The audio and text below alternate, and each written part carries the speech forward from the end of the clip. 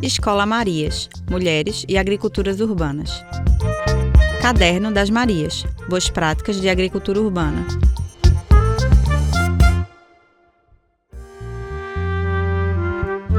Neste áudio, você vai acompanhar um resumo do conteúdo apresentado no segundo mês de aula do Módulo 1, Produção de Alimentos, da Escola Marias.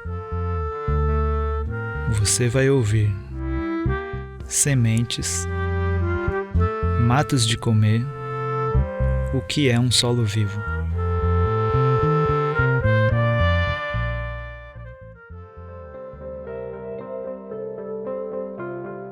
Semente.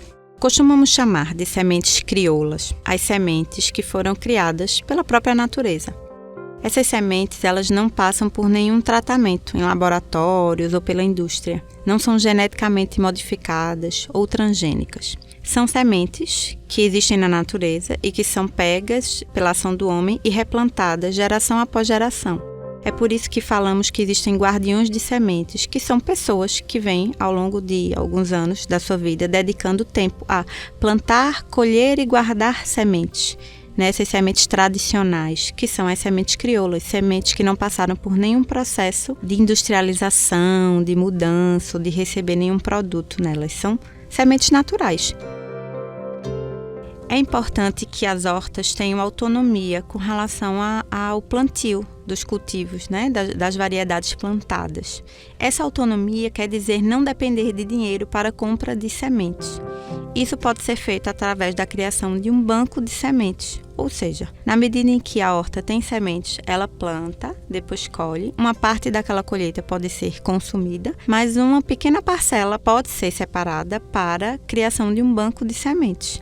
Dessa forma, a horta sempre vai ter sementes que ela pode estar replantando sem ter que necessariamente depender de dinheiro. Se houver dinheiro para a compra de sementes, essa compra pode ser feita, mas em momentos em que não haja dinheiro para a compra de sementes, a horta não vai ficar sem plantio, porque ela vai ter sempre sementes guardadas. Outra coisa importante para fazer com essas sementes antes do seu armazenamento é a seleção do seu armazenamento ou do seu plantio. Ou seja, selecionar aquelas sementes que estão deformadas, que estão secas ou que estão mordidas por bichos, como sementes que não servem para plantio, e selecionar aquelas que estão mais bonitas, vistosas, grandes, para que essas sementes sim sejam replantadas ou então sejam guardadas e fiquem nesse banco de sementes da horta.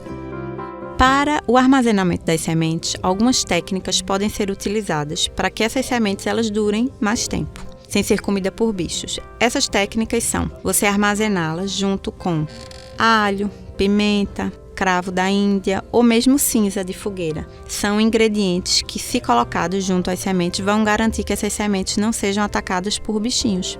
Quando nós vamos plantar, a gente pode utilizar sementes, podemos utilizar tubérculos. O exemplo de tubérculos são batata doce, macaxeira, inhame, ou então a gente pode fazer o plantio através de estaquia, utilizando galhos das plantas. A gente pode fazer isso com pé de amora. Quando a gente quer fazer uma mudinha de amora, a gente vai na amora, corta com a tesoura um galinho e esse galinho a gente bota na terra para que ele floresça, Ele crie raiz e solte uma folhinha nova. Esse plantio a gente faz através do galinho.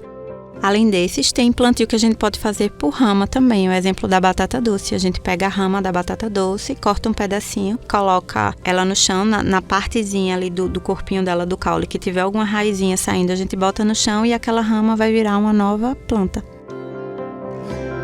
Matos de comer. Você já ouviu falar em PANCs? PANCs é uma sigla que quer dizer Plantas Alimentícias Não Convencionais. Essas plantas são aquelas que nascem espontaneamente na horta ou em algum canto da rua, da calçada, que são plantas que têm nutrientes e servem para o consumo humano. Mas muitas vezes a gente abandona ou perde o hábito de comer essas plantas. Mas garanto que vocês conhecem a taioba, a maria pretinha, o mastruz, a língua de sapo. Essas plantas têm muitos nutrientes e é importante a gente voltar a incorporar essas variedades na nossa alimentação, para nutrir nosso corpo com nutrientes diversificados. Converse com as pessoas mais velhas da sua horta, tente fazer esse resgate das plantas que não são vendidas nos mercados e nas feiras. O que é um solo vivo?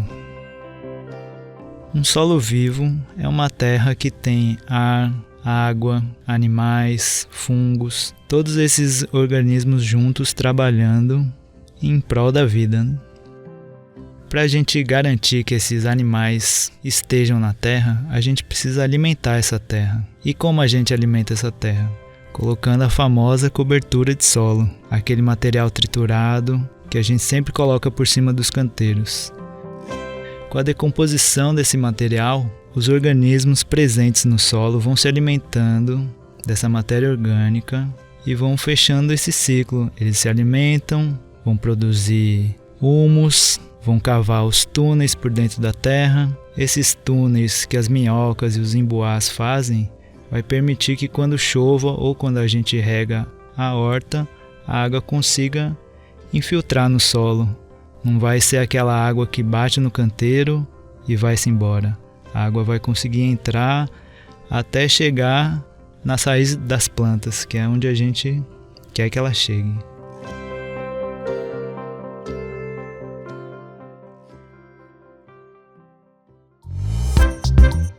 A apostila Caderno das Marias é uma publicação do Centro Sabiá em parceria com a Universidade Federal Rural de Pernambuco e com o Movimento dos Trabalhadores e Trabalhadoras Sem Teto.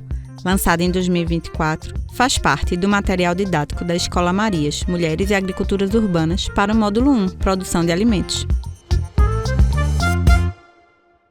Vozes: Gabriel Irata e Simone Arimateia. Edição e trabalhos técnicos: João Lucas França. Produção: Núcleo de Comunicação do Centro Sabiá.